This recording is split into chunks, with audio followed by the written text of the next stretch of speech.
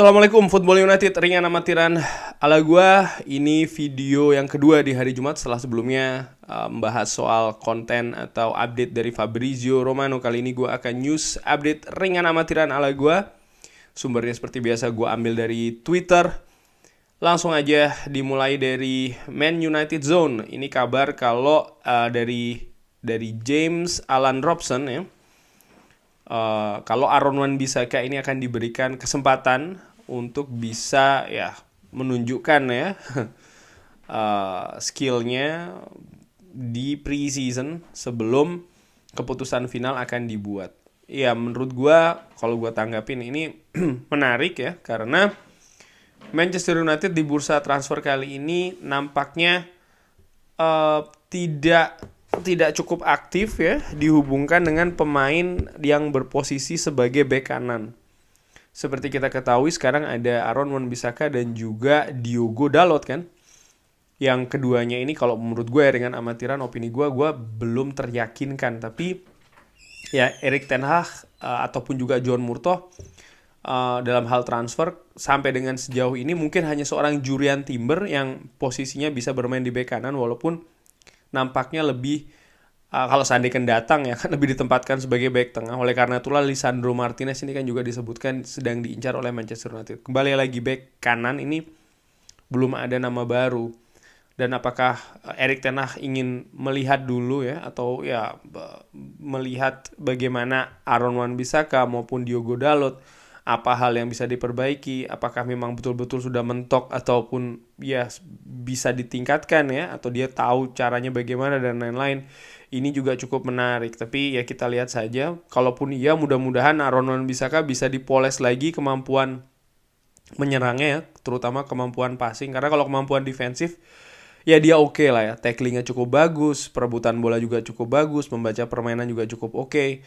Sementara Diogo Dalot justru sebaliknya, kemampuan bertahannya yang bisa ditingkatkan kan, karena ya kalau bisa dua pemain ini difusion sih lebih bagus ya, cuman kan itu tidak mungkin. Kabar selanjutnya ini dari Platigol, masih diambil dari United Zone, Man United Zone. Frenkie de Jong dikabarkan bisa saja dikenalkan dalam weekend ini ya, hari Sabtu atau hari Minggu di Old Trafford. Ini menarik karena kabarnya kan hari Jumat ini Manchester United akan merilis jersey terbaru untuk musim depan. Kabarnya juga Manchester United biasanya kalau memperkenalkan pemain baru itu selalu menggunakan jersey yang terbaru. Apakah ini akan terjadi? Kalau gue sih mudah-mudahan iya ya. Tapi ya kita lihat saja, karena kabar terbaru dari Fabrizio Romano mengatakan kalau kedua belah pihak Barcelona dan juga Manchester United masih secara aktif berdiskusi terutama tentang 20 juta add-ons ya kan. Belum lagi juga ada faktor personal yang harus dibahas dengan agennya, gaji dan lain-lain. Ya menurut gue mudah-mudahan bisa secepatnya, semakin cepat semakin bagus untuk Frenkie de Jong ini pindah ke Manchester United. Masih dari United Zone, ini akan banyak gue ambil dari United Zone ya. Bruno Fernandes ini berkomentar ya, dikatakan yang paling bawah dulu itu kalau dia siap untuk apa yang akan datang. Dia akan mulai di hari Senin ya. Tujuannya di klub sebesar ini adalah untuk bisa lebih baik dari musim lalu. Kita ada perubahan di klub dan kita harapkan kita bisa melakukan hal yang lebih baik lagi. Ada proyek yang terbaru dan kita harus memberikan waktu untuk bisa berkembang atau mekar. Bruno Fernandes juga menambahkan ya harus menang di semua kompetisi yang kita ada di sana ya. Kita belum pernah memenangkan trofi, kalau mungkin gue tambahkan ya, di beberapa tahun terakhir. Tapi kita akan mencoba di semua kompetisi. Sekarang ini semuanya dimulai lagi dari awal. Nah ini cukup menarik, artinya bagaimana mentalitas dari seorang Bruno Fernandes. Ini memang mentalitas dia ingin supaya bisa menang trofi, yang gue juga sepakat ya, musim depan ini kita ada Liga Inggris, Piala FA, Carabao dan juga Europa League. Liga Inggris mungkin masih berat, di 3 kompetisi yang lainnya mungkin lebih punya peluang untuk bisa memenangkan trofi dibanding dengan Premier League. Mudah-mudahan sih musim depan bisa lah ya ada trofi yang kita raih, walaupun menurut gue sekali lagi ya tentu saja gue sebagai fans atau supporter menginginkan Manchester United tuh bisa menang trofi. Tapi kalau gue lihat juga ya gue juga harus realistis, tim ini masih baru, banyak perubahan di klub bukan hanya di tim ya. Dan ini masih terus berjalan kan. Ya kalau bisa dapat trofi sih ya, tapi bagaimana, yang penting kita bisa lebih baik daripada musim lalu dari segi permainan, walaupun mungkin nggak yang 180 derajat langsung bisa berubah ya, karena ini masih ada proses. Setidaknya apa yang tidak kita raih musim lalu yaitu adalah kita bisa bersaing di papan atas dengan lebih konsisten. Papan atas bukan peringkat 1-2, tapi paling tidak untuk posisi tiket Liga Champions dulu lah, katakanlah demikian ya. 4 besar mungkin berada di posisi tersebut dengan lebih konsisten sepanjang musim. Ke kabar selanjutnya ini dari Marcel van der Kraan, salah satu jurnalis asal Belanda.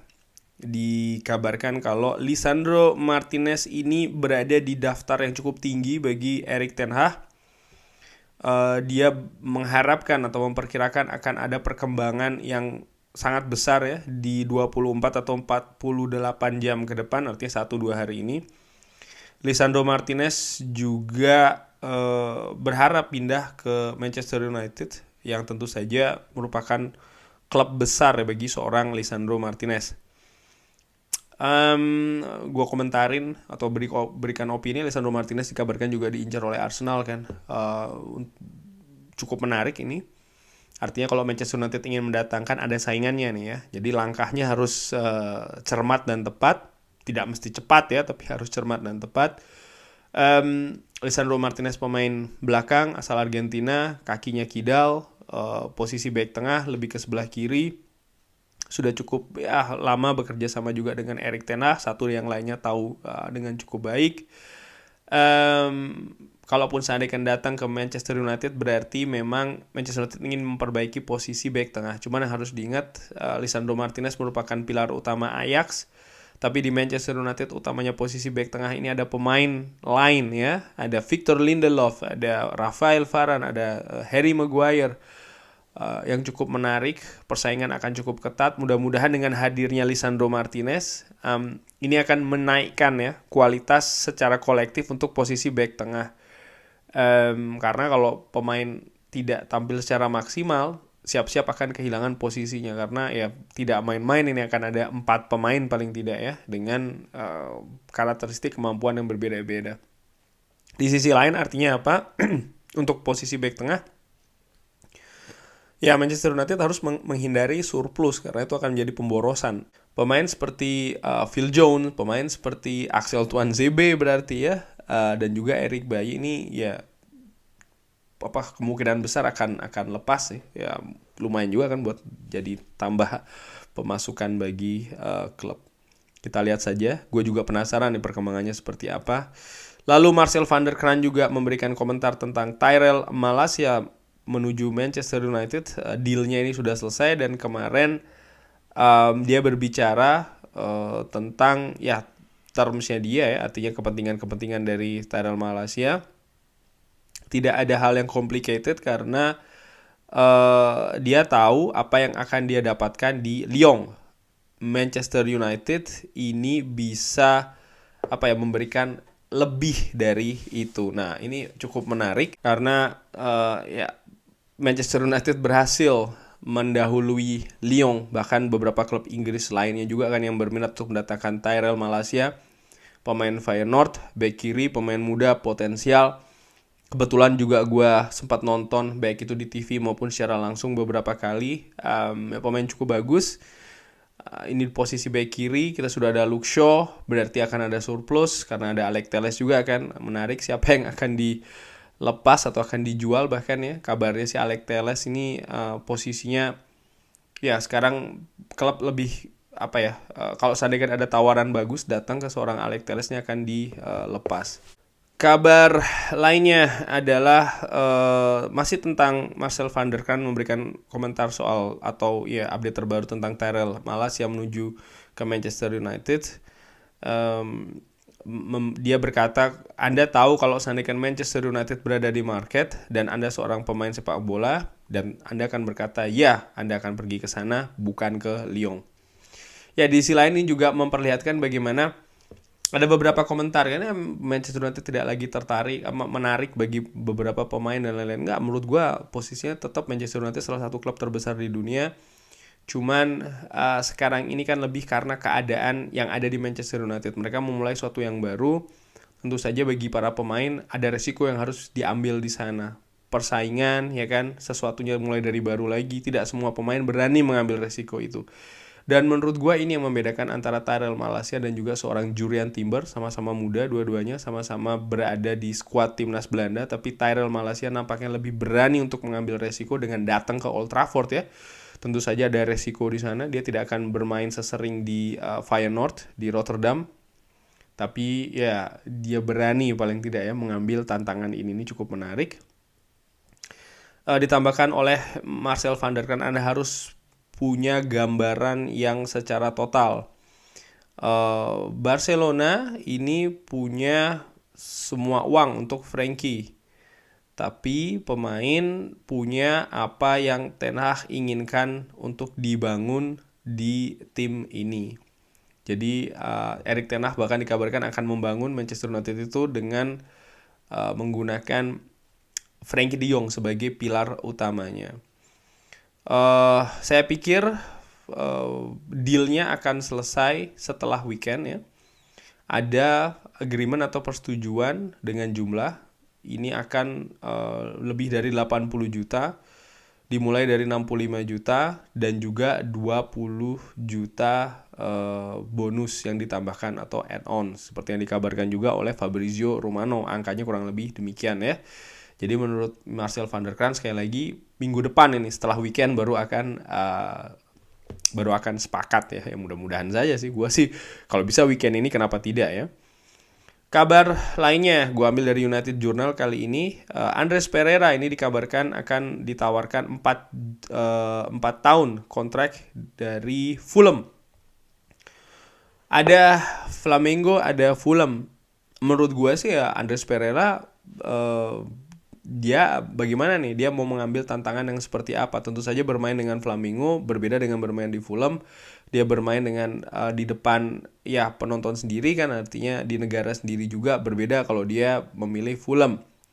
Tapi jangan lupa Fulham ini juga bermain di Premier League. Artinya menurut gua kalau seandainya dia ini masih punya apa ya, obsesi atau tantangan lebih ya di Eropa ya, dia akan memilih Fulham. Dan menurut gua sih mudah-mudahan juga ke Fulham. Kenapa? Karena harga yang minta atau yang apa ya ditawarkan katakanlah demikian oleh Fulham ini lebih tinggi daripada Flamengo, which is bagus buat klub ya. United Journal, Mas Laurie Whitwell, ini jurnalis dari The Athletic, memberikan komentar tentang dealnya Malacia. Tidak akan cukup mengagetkan kalau seandainya ini diumumkan di hari-hari ke depan. Lyon ini sudah menyerah setelah mengetahui Manchester United merupakan tujuan favorit dari sang player atau sang pemain ya. Ya mudah-mudahan saja sekali lagi. Gue sih penasaran siapa yang akan menjadi rekrutan pertama dari Erik ten Hag musim ini. Sebenarnya sih siapapun itu tidak masalah ya, asalkan itu yang diinginkan oleh Erik ten Hag. Dan komponen yang mendatangkan pemain tersebut ke Old Trafford siapapun itu sesuai, tidak terlalu mahal, baik itu dari sisi transfer dan juga sisi gaji, sehingga circumstancesnya atau segalanya ini sehat bagi sang pemain. Tentu saja pemain datang ke Manchester United akan dapat akan jadi lebih terkenal ya kan.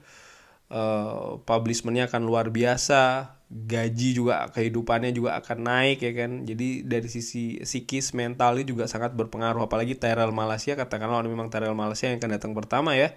Ini kan merupakan masih pemain muda, jadi butuh untuk diproteksi supaya tidak jatuh paling tidak, karena kita punya beberapa contoh di Manchester United pemain muda datang harapan tinggi tapi tidak terjadi ya. Manchester United ini dikabarkan oleh Melissa Reddy kalau merupakan atau Manchester United ini sangat tertarik dengan target dari Arsenal, yaitu adalah Lisandro Martinez. Ini cukup menarik ya. Jadi ada perburuan di sana antara Arsenal dan juga Manchester United. Dan kalau memang kabar ini betul ya atau benar, ya faktor Erik ten Hag sekali lagi menurut gue akan jadi faktor yang cukup besar, jadi kunci bahkan ya, bukan hanya soal tawaran dari kedua klub. Karena ya Lisandro Martinez sudah pernah bekerja dengan Erik ten Hag di Ajax, tahu. Dan mudah-mudahan kalau memang betul ini, ya ini datang dari Erik ten Hag. Artinya Erik ten Hag yang menginginkan Lisandro Martinez sehingga klub ini bergerak ya. Tapi menurut gue ini cukup menarik. Sektor lini belakang tampak jadi sektor, kalau memang betul, maka yang jadi prioritas setelah sektor tengah. Seperti kita ketahui sekarang masih berusaha untuk menyelesaikan proses mendatangkan Frenkie de Jong. Tyrell Malacia juga demikian. Kalau nanti ditambah lagi Lisandro Martinez, jelas maka tengah, belakang. Nah, selanjutnya kita nantikan saja. Ini kabar soal Erik ten Hag ya, yang dikabarkan oleh United Journal. Ini dikabarkan kalau manajer dari Manchester United ini puas dengan bagaimana skuadnya ya ini melakukan apa yang diinginkan, termasuk juga datang ke lapangan latihan ini jam 9. Sebelumnya ini hanya dilakukan atau diberikan ke pemain muda saja. Wah, ini cukup menarik ya. Ada perubahan di sana.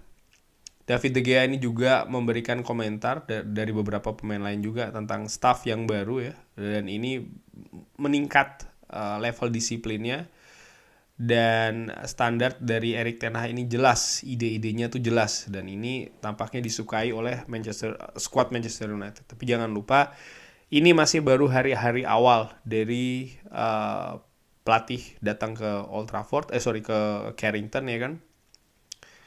Pre-season pertandingan belum dimulai, partai resmi pertama belum dimulai, hal-hal yang menurut gue lebih penting lagi itu belum dimulai. Ini kalau mengingatkan gue ya, masa-masa awal David Moyes, Louis van Gaal, Jose Mourinho sampai dengan Ole Gunnar Solskjaer selalu di hari-hari awal itu bagus ya pemain ya kan, karena mereka senang ada suasana baru ya kan, baru selesai liburan pula, jadi segala sesuatunya masih segar, masih fresh. Yang menarik adalah itu nanti ketika pemain baru datang ya kan, ada ancaman dari posisi tertentu bagi pemain mungkin yang selama ini tidak ada saingan sama sekali.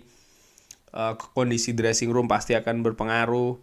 Belum lagi kalau nanti gaya yang diterapkan oleh Erik ten Hag, baik itu secara taktik, sistem maupun juga cara pendekatannya ini berbeda. Tidak semua orang tentunya akan bisa menerima dengan bagus. Ketika orang-orang itu tidak bisa menerima dengan bagus, bagaimana mereka akan bereaksi? Belum lagi nanti kalau masuk ke kompetisi resmi, hasil yang tidak diinginkan ya diraih ya kan, tekanan dari fans, media mulai hadir. Nah, hal-hal demikian ini biasanya mempengaruhi kondisi dressing room yang ya kalau musim-musim lalu sih mulailah bergolak dan lain-lain kan. Buntutnya apa? Penampilan tim tidak bagus lagi di atas lapangan. Ini yang gue harapkan tidak terjadi atau bisa dicari solusinya ya oleh Erik ten Hag. Karena kalau keadaannya biasa-biasa saja, apalagi masih baru seperti ini ya menurut gue cukup normal ya, baik-baik saja. Tapi itu tadi, ketika ada hal-hal yang mulai tidak diinginkan, tantangan-tantangan mulai hadir, masa sulit mulai hadir, nah disitulah biasanya konflik juga mulai hadir ya kan. Nah, kita lihat saja bagaimana nanti. Mudah-mudahan sih baik-baik saja ya. Bruno Fernandes memberikan komentar tentang Cristiano Ronaldo. Dia mengatakan kalau dia tidak akan percaya kalau klub ini ingin supaya kehilangan value dari seorang Cristiano Ronaldo. Dan ini seperti gue pernah bahas ya, kemana Cristiano Ronaldo apakah ya akan meninggalkan Manchester United atau tidak. Gue pikir atau gue perkirakan tidak akan. Kenapa? Ada terlalu banyak poin yang lebih menguntungkan bagi Manchester United untuk memiliki Cristiano Ronaldo sampai dengan akhir musim depan. Bahkan bagi sang pemain sendiri pun juga menurut gue akan lebih menguntungkan, sisi positifnya lebih banyak kalau dia stay di Manchester United untuk 1 tahun mendatang menghabiskan kontraknya, baik itu dari faktor di atas lapangan, di dressing room, maupun juga dari faktor bisnis, merchandising bagi klub ya. Jadi menurut gue ya, klub juga pasti akan sangat berusaha untuk bisa mempertahankan seorang Cristiano Ronaldo. Dan kabar yang lain juga kalau tidak salah gue baca, Cristiano Ronaldo ingin memperkuat Sporting Lisbon sebelum dia pensiun, paling tidak 1 musim, karena ingin membayar, dia merasa utang budi kepada Sporting Lisbon. Oleh karena itu bukan tidak mungkin setelah Manchester United dia akan ke Sporting Lisbon untuk mengakhiri karirnya di sana. Itu juga sangat mungkin terjadi. Dari United District ini sengaja gue ambil ya, Marcus Rashford di Instagram My Happy Place ya, dia tampak happy atau senang banget. Sekali lagi, mudah-mudahan Marcus Rashford kondisi psikis mentalnya bisa balik fokus 100% ke sepak bola, karena dia pemain yang cukup bertalenta. Yang lebih penting lagi adalah saat ini masih awal, masih fresh, baru selesai liburan. Yang menarik adalah itu tadi, mudah-mudahan dia tetap punya motivasi yang tinggi setelah pre-season ini akan berjalan lebih dalam lagi kan. Artinya ada pemain baru datang yang mungkin posisinya akan bersaing dengan Marcus Rashford, karena tidak semua pemain itu bersikap atau menanggapi dengan positif ya adanya persaingan di dalam tim itu sendiri. Dan yang lebih penting, ketika kompetisi sudah berjalan nanti, dia tetap bisa menjaga positivity atau ya mental yang positif, psikologis yang positif, sehingga dia bisa bermain lebih baik lagi, tidak seperti musim lalu yang tampak sekali bermain sangat di bawah tekanan, yang tidak bisa keluar kemampuan terbaik dari seorang Marcus Rashford. Langsung aja, dan ini kabar terakhir, Sergio Romero dikabarkan ini tertarik untuk kembali lagi ke Manchester United musim panas ini, 1 tahun setelah dia meninggalkan klub. Sergio Romero, kiper yang didatangkan oleh Louis van Gaal ya, setelah sebelumnya pernah bekerja sama di AZK Alkmaar. Sergio Romero pernah memperkuat AZ Alkmaar di Eredivisie. Mantan atau enggak, gua nggak tahu ya masih dipakai atau enggak di Argentina. Jelas dia pernah memperkuat timnas Argentina, bahkan jadi kiper utama kan.